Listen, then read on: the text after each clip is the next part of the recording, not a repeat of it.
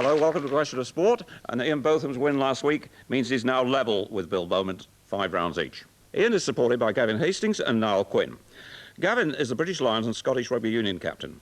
A member of the team that achieved the Grand Slam in 1990, he scored more points for his country than any other player.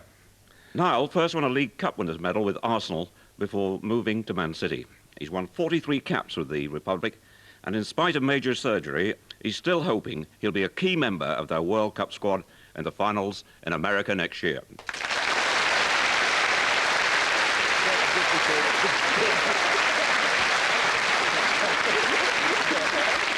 Alongside Bill tonight, a couple of successful heavyweights, Colin Montgomerie and Graeme Hick.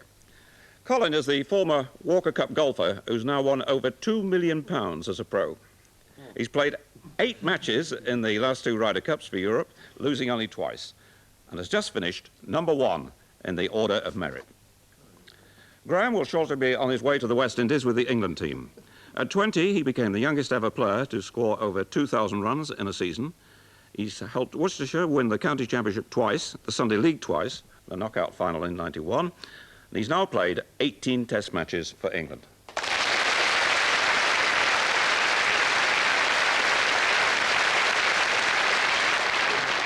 Well, round 1 is all about getting the right number, and Gavin Hastings never has a problem. Number 8, please, David.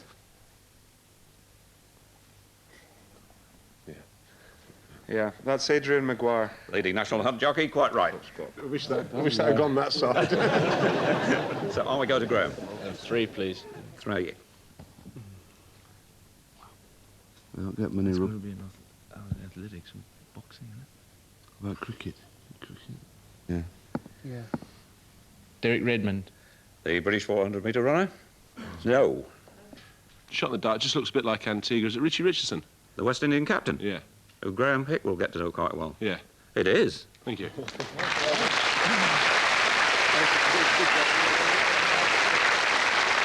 West Indies tour, always a tough one. Well, my first time, so yeah, I'm looking forward to it, but yeah, I expect it will be tough, yeah. Yeah. Ian's always ready with advice to anybody going out there the first time. Yeah, Ian's never too far away with advice, but... Yeah, I told him. Play golf. The fishing's very good as well, if you... Yeah. Golf and fishing, leave the cricket alone, right? Well, I've got some good golf courses out there, so maybe I'll get a game there, I never know. Hope you have a good trip anyway. Yeah. Right, Niall. Number 7.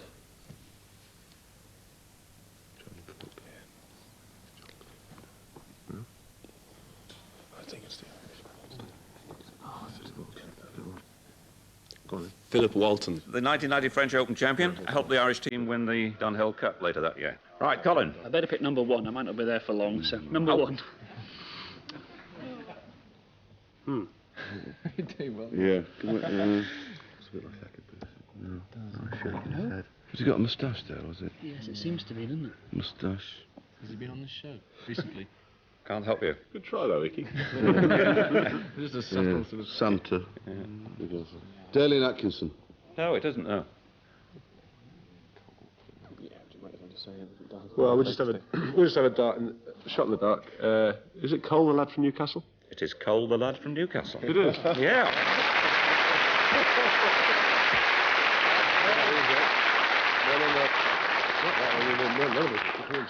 Andy Cole, you're the team in form because you're leading 8-0 at the moment, and it's your turn. Yeah, well, this is where it all goes wrong, isn't it? Yeah. Number 2, David. Like I said, this is where it all goes wrong. Is it Katrina Witt? Katarina Witt, the double Olympic and 4 times world champion. Right, Bill, you're not on the scoreboard yet, but can you get on now? Number 4, please, David.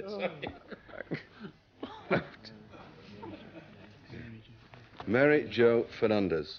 Absolutely right, you're on the board. End of the round, Ian 10, Bill has 2.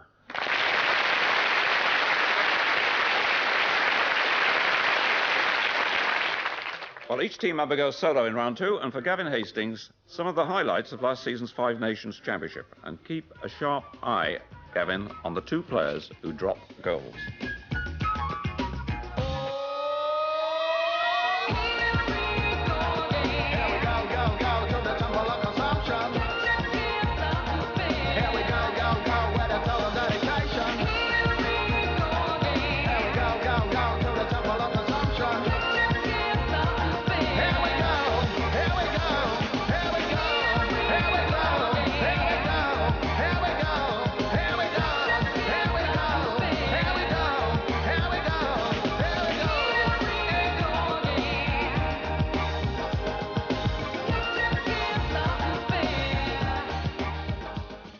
wasn't an awful lot of Scottish action there, was there?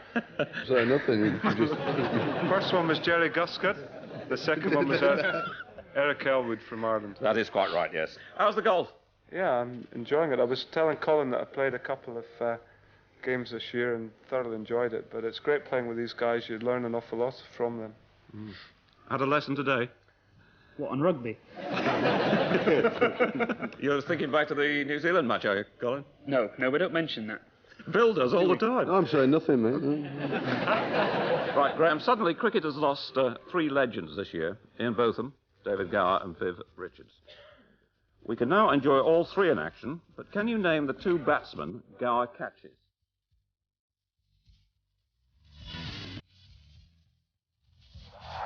A real cracker of a shot.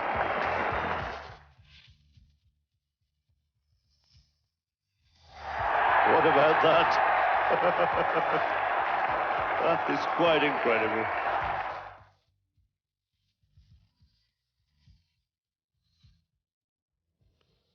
What a catch, David Gower. Oh, what a catch. Left hand by Gower.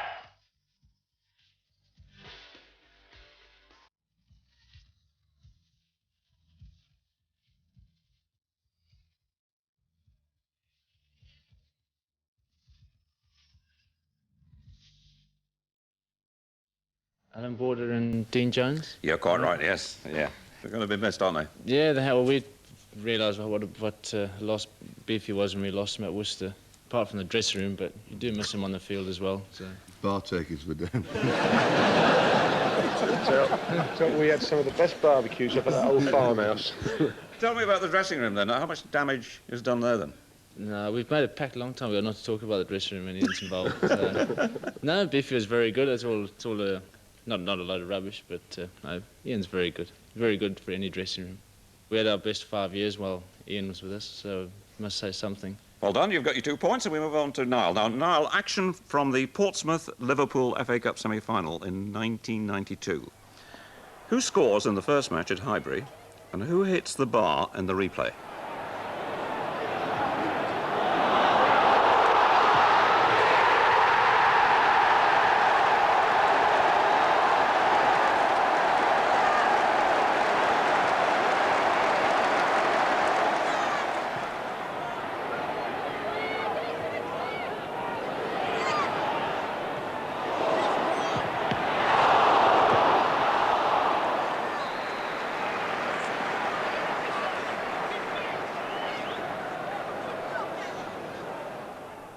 The first one was Darren Anderton. Now with Spurs, a good young player too, isn't he? Absolutely.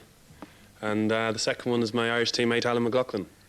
That's right, the man who got the goal that takes you to the World Cup finals. Absolutely, yes. We've got to thank him for going to America. Yeah. What was it like after the match for you boys? I mean, you flew straight back to Dublin, did you? What do you remember? I've been straight into O'Brien's bar at Euston Street.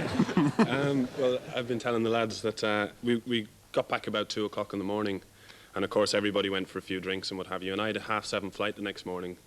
So I got in about 7:10, grabbed my bags, and I asked the people there, are all the rest of the lads okay? And they said, you're the first one back. So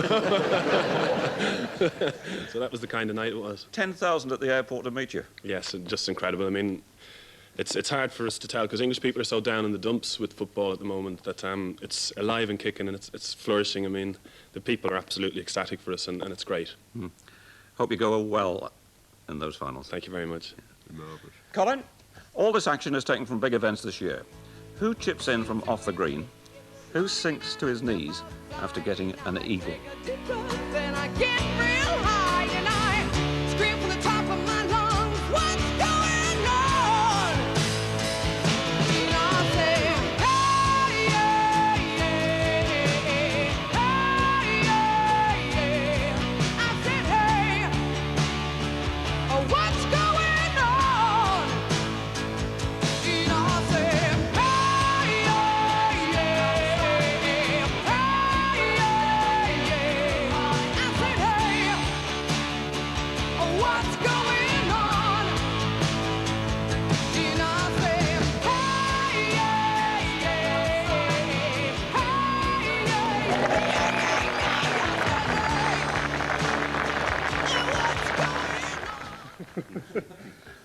The first one was Lee Jansen winning the US Open, and the second was Tony Johnston. Actually, you played in that. Yes, indeed. I think I finished second there to Bernard Langer. He ran away with it, one of the many he did last year. You've had a very old season. Yeah, it all went well the last tournament. I came into the last tournament 5th place in order of merit and managed to win it. So it was it all just happened to go right at the right time. Yes, but you've been solid all season, haven't you? Yeah, I was quite consistent. I'm becoming more consistent now, and that's the secret to the game right now for me. Self-belief? A little bit more, hitting the ball further, more confidence, swinging through it better, and it's all going well right now. Not looking at the scoreboard, didn't you? No, it's not. 8-point deficit right now, but we'll see what we can do. Right, work on it. Across to Ian. Ian, the captains are on unfamiliar ground this week, and you have Wimbledon 1990. Who takes a tumble against Pat Cash? Who gives Lendl no chance?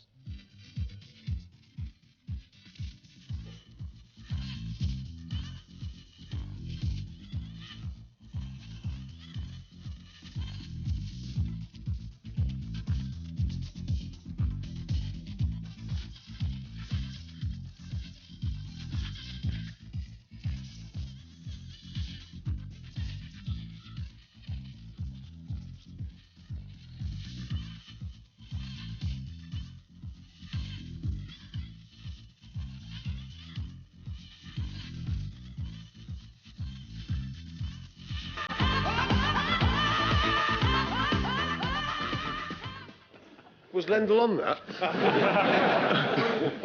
Very briefly. Oh, obviously. Well, the first one we think was Boris Becker. 1 point. And we shouldn't think it's not a team game. Got it wrong again, didn't I? If it was who I saw with sort of longish blonde hair, was it John Lloyd? No. Stefan Edberg. You've got your bonus of 1 there. OK, Bill, snooker and memories of days gone by for you. Who's the player who takes the blue? Who goes in off? Like the corners of my mind, misty watercolor memories of the way we were.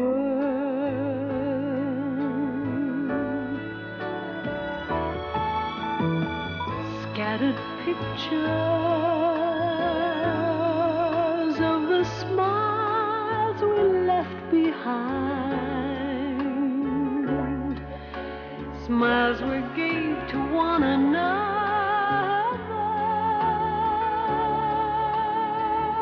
for the way we were. Terry Griffiths, he potted the... Would it be after... It was the first one in the blue anyway, yeah. Yes. And Silvino Francisco. Well done, Bill. So, end of the round, Ian 15, Bill has 9.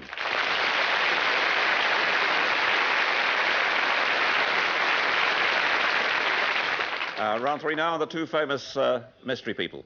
Ian's team goes first. Who's the stripper with a fascinated audience?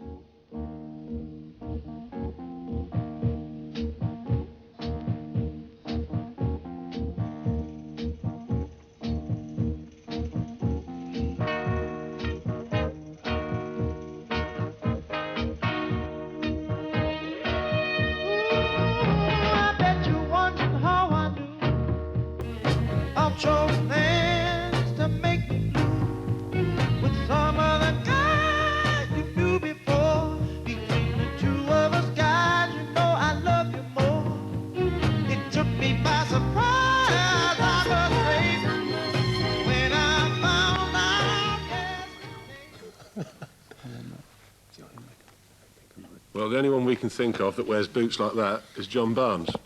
John Barnes, Liverpool and England. Across we go to Bill, Graeme and Colin.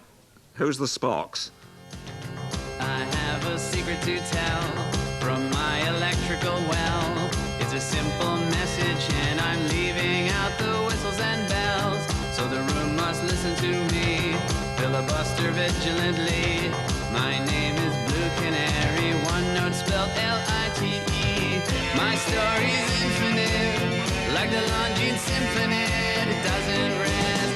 Blue Canary in the island by the light switch, who watches over you. Make a little birdhouse in your soul, not to put too fine a pine on it. Say I'm the only bee in your bonnet. a little birdhouse in your soul.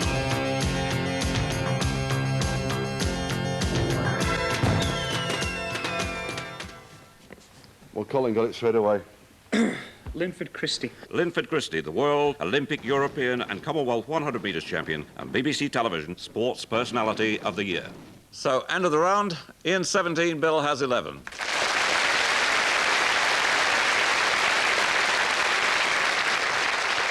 Now the home or away round, home worth 1 point, away worth 2, but it's much more difficult. Gavin, where are you up to? I'll go home, thanks. Only 2 players toured England and Scotland this autumn with the All Blacks, who played for them in the '87 World Cup competition. Name one of them. Well, Sean Fitzpatrick, the captain, certainly did. That's your 1 point, that's okay. The other one was Zinzan Brook. We move on to Graeme Hick. Home, please. Which county, for the first time in its history, which goes back 105 years, had 2 players captain the same test match for England last summer? That'll be Glamorgan. It is Steve Watkin and Matthew Maynard. Right, Niall, home or away? Home, please. Which teenager created a club record this season by becoming their first player to score 5 goals in a League Cup match? Which teenager created a club record this season by becoming their first player to score 5 goals in a League Cup match? Robbie Fowler against Fulham. That's right, 18 years old, Liverpool striker. Colin, home or away? Away. Oh. In which sport did the Cardiff Devils win the Grand Slam in 1993? Ice hockey. Ice hockey? That's right. Ian, home or away? Well, if that's the away questions, I might go away. It'd be a lot easier than home. Should we risk it? At home. Which overseas player topped the first-class batting averages in this country at the end of the 1989 season, having scored over 1,500 runs at an average of 88.82? I think he's Australian. I know it's one of 2, and I just don't know which one it is. They were both right up there in the averages. Steve Waugh. Might be the other one. It is. Jimmy Cook? No, actually, Ian buried his head a moment ago because he knows who it is. Well, it was Dean Jones or Steve Waugh. The 2 of them got all the runs in the Australian tour of England in '89. OK, Bill, home or away? Away, please, David. In which 18-a-side game might it be an advantage to have large back pockets?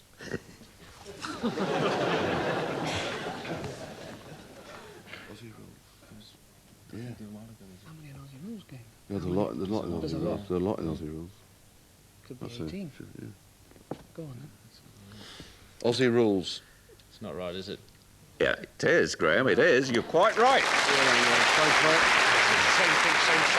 The back pockets are the left and right fullbacks. So it's tighter now. Ian 19, Bill 16.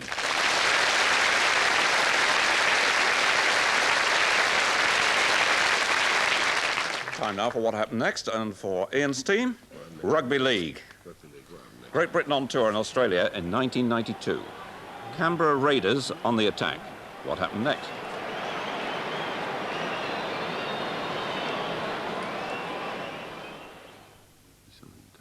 He says shorts fell down. Go on. Is that enough? Let's see what they... Right, here we go. Oh, no. What's his name? Ricky Stewart. Ricky Stewart, right. How do you know him? Are you thinking of turning Lee? It's Ricky, yeah. Yeah. Well, he bought me a drink once. Well, in that trial game he played in. And old Ricky goes to kick it over the bloke coming in, and we feel that it goes over the guy that comes in. And then Gavin came up with this wonderful idea that possibly this dog ran on the field. Right, or some outside interference came on the field and stopped him from scoring. I wish it had. No, not even a point anywhere there. Wasn't it a point? Nope. It could have hit him in the chin, couldn't it? Yeah. And he could have caught it and Or it ran could- on and scored or something. Or it can slide off his boot straight to the winger's hand. Who Yeah. Go backwards. It could have gone sort of back. We've got 3 different ideas at the moment. Well, OK, let's try Graham's first. Now, what's your Is this idea? going to count? Or No, I'm Okay. auditioning. I think when he's gone to kick it, he shinned it, and it's gone sort of behind him, and the person running up behind, it looks like there's a chap running behind, maybe the sort of second defence, whatever you want to call it. The ball's actually gone to him, and then he's come through. What's your contribution, Colin? I think the way the angle of attack is that Hey, very good. I think it hit his sort of chin or his head, and then he caught it from there, which isn't a knock-on, and scored like he sort of dummied himself and the whole other team. Right, I'll tell you that one of them is right. As captain, I'll take responsibility, and I reckon Colin described it exactly. Ricky Stewart is the man that Gavin recognised. Goes to chip it, hits him on the chin, and the ball is still alive. It's not a knock-on because he didn't touch it with his hands. And he scores. Monty, I must say, Bill said he was impressed with you talking about angles and so on. Most impressed. In fact, you could probably get a game for Scotland the way. Poor Gavin. Right, Bill, Graeme, Colin, golf for you, and Craig Parry about to tee off at St Million earlier this year. What happens next?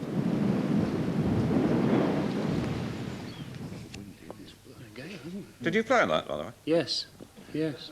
The wind blows his caddy over.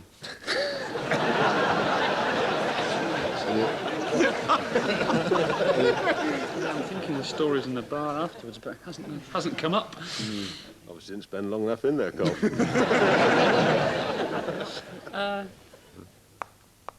Decision time. His swing's interrupted. His swing's interrupted by his caddy's bag or cap falling down. Can't have that. I think I heard something on the boys in the bar. The cameraman, the wind picks up and he's there taking it, and he either gets blown over or the camera, or he collapses just as Craig Parry was about to play the shot. Hard luck. Oh, the wind blowing hard, and it wasn't the caddy's hat, Colin. His own. Yep. Cap. End of the round, 1 point in it. In 19, Bill has 18.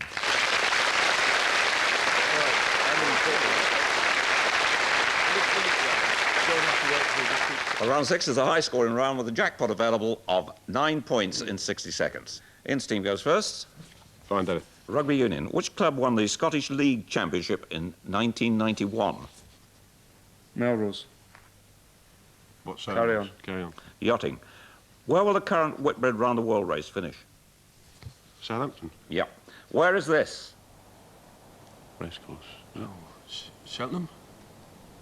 Ascot? Aintree for the rugby. Aintree, Haydock. Also for York. the rugby. Move on. Epsom. Epsom, yes. Move on. Soccer. The leading scorer for a British team in the qualifying matches of the 94 World Cup was? Shearer. Wright. Platt. Move on. Horse racing. The horse that won the Irish St Leger and Melbourne Cup this year was? Vintage crop. Yeah. Ferdinand. Move on. And which cities would you find these famous sporting venues? York. Knavesmire. Yep. Perth, McDermott Park. Yeah. Yep. The Willows. Hoyk, Heriots, rugby. No. Melrose. Gala. No. Wait. The Willows, Salford, the rugby league ground. Okay. Winners of the Scottish League Championship in 91, Gavin? Boroughmuir. The leading scorer for a British team in the qualifying matches of the 1994 World Cup was Ian Rush, with 8 goals for Wales. Yes, of course. That was stupid. So, Bill, Colin, Graeme? Yep. Golf. The leading money winner on the 1993 American PGA Tour was? Nick Price. Motorsport. In which city did the 1993 RAC Rally finish? Birmingham. Where is this? Villa Park. No. Swindon. Yes. Swindon Town. Yeah. Cricket. The South African player who took 5 catches in one-day international against the West Richardson. Indies. Rhodes. Rhodes. Athletics. The last Scot to win an Olympic gold medal was? Alan Wells. In which countries would you find these famous sporting Park, venues? Melbourne. Melbourne. Yeah. Yeah. Countries, really, but Melbourne. Australia. Yeah. Woodbine. Countries. America. France, Germany, Spain, Malaysia, New Zealand. South Africa. Canada. Yes, which one? Woodbine. Yeah. Takali. Saudi. Bahrain. Qatar. France. Dubai. Malta. And Where everywhere. Scotland played in the World Cup qualifying this year. So, end of the round now. Bill leads by 1 point, 26 to Ian's 25. Well, back we go to the numbers game. 6 left. Gavin. Number 12, please, David.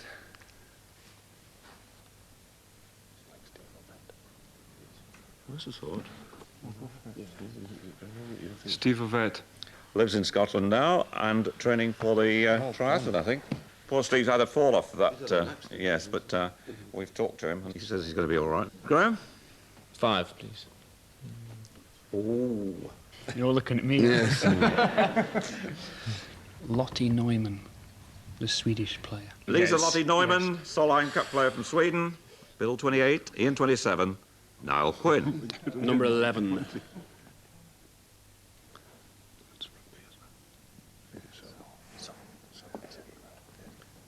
David Soul. Captain of Scotland before Gavin took over.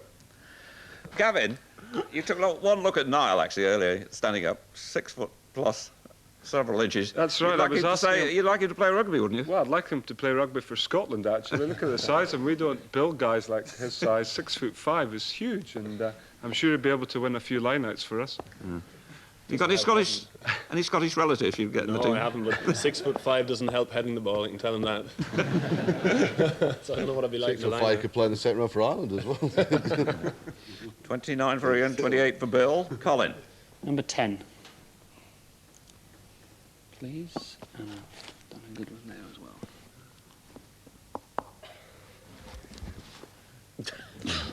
Jason Leonard. Bill informs me it might be Jason Leonard. The England loosehead prop. Gavin couldn't wait there, he was waiting. Bill 30, Ian 29. What do you fancy, team? Holiday.